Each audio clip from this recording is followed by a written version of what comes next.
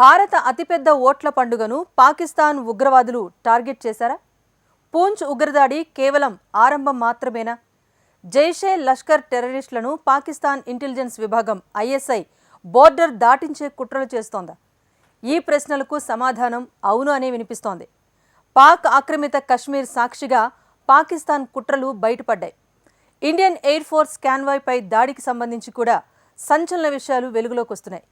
ఇంతకు లోక్సభ ఎన్నికల వేళ జైషే లష్కర్ ఉగ్ర ముఠాలతో కలిసి ఐఎస్ఐ చేస్తున్న ఆ కుట్రలేంటి? ఇండియన్ ఎయిర్ ఫోర్స్ కాన్వాయ్పై దాడి వెనుక ఎవరి హస్తం ఉంది?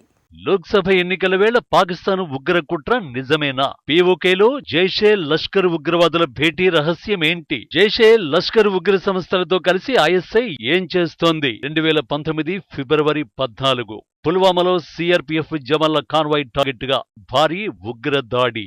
ఆ దాడిలో 40 మంది జవాన్లు వీరమరణం పొందారు. ఆనాటి ఘటనపై దేశమే ఉలిక్కిపడింది. లోక్సభ ఎన్నికలకు కొద్ది రోజుల ముందు జరగడంతో రాజకీయంగానూ ప్రకంపనలు రేపింది.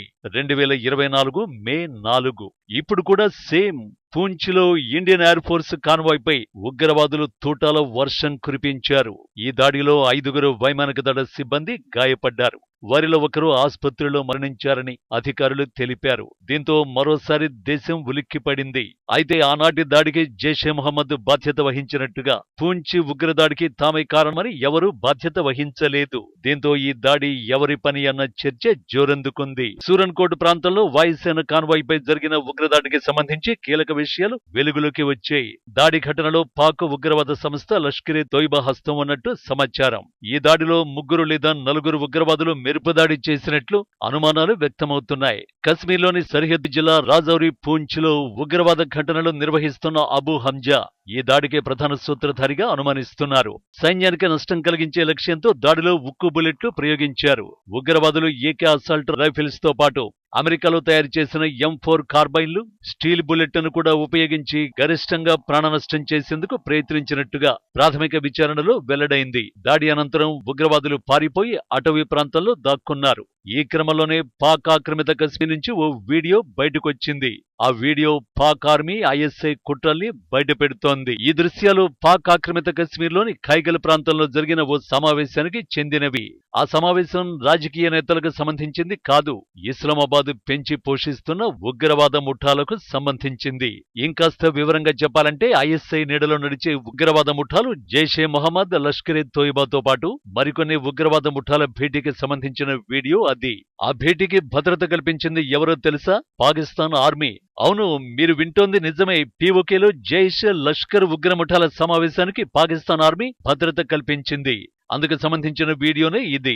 ఈ వీడియోలో కనిపించిన పోస్టర్లలో భారత మోస్ట్ వాంటెడ్ ఉగ్రవాదులు కనిపించారు. ఇటీవల కశ్మీర్లో ఎన్కౌంటర్లో మరణించిన అబ్దుల్ వహాబ్, సనం జాఫర్ ఫోటోలు కూడా ఉన్నాయి. జైషే మహమ్మద్, లష్కరే తోయిబా ఉగ్ర ముఠాలు ఐఎస్ఐ అండతో లోక్సభ ఎన్నికలను లక్ష్యంగా చేసుకునే ప్రయత్నాల్లో ఉన్నాయి అనడానికి ఈ ఒక్క వీడియో చాలు. నిజానికి కేంద్రంలో బీజేపీ అధికారంలోకి వచ్చిన తర్వాత పాకిస్తాన్ కు కష్టాలు మొదలయ్యాయి. 2 సార్లు సర్జికల్ స్ట్రైక్స్ చేయడం, అంతర్జాతీయ వేదికలపై పాకిస్తాన్ ఉగ్ర కుట్రల్ని బయటపెట్టడం, FATF వంటి సంస్థల్లో ఆర్థిక ఆంక్షలు అమలయ్యేలా చేయడంలో ఇండియా విజయం సాధించింది.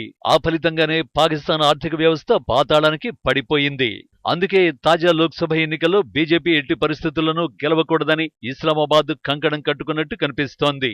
ఇందుకోసం ఐఎస్ఐని రంగంలోకి దించి ఉగ్రవాద దాడుల ద్వారా లోక్సభ ఎన్నికల్లో కల్లోలం సృష్టించాలనేది పాకిస్తాన్ ప్లాన్ కావచ్చనే అనుమానాలు బలపడుతున్నాయి. అందుకోసమే పాక్ ఆక్రమిత కశ్మీర్లో జైష్, లష్కర్ వంటి ఉగ్ర సంస్థలు భేటీ అయి ఉండొచ్చని రక్షణ నిపుణులు అభిప్రాయపడుతున్నారు.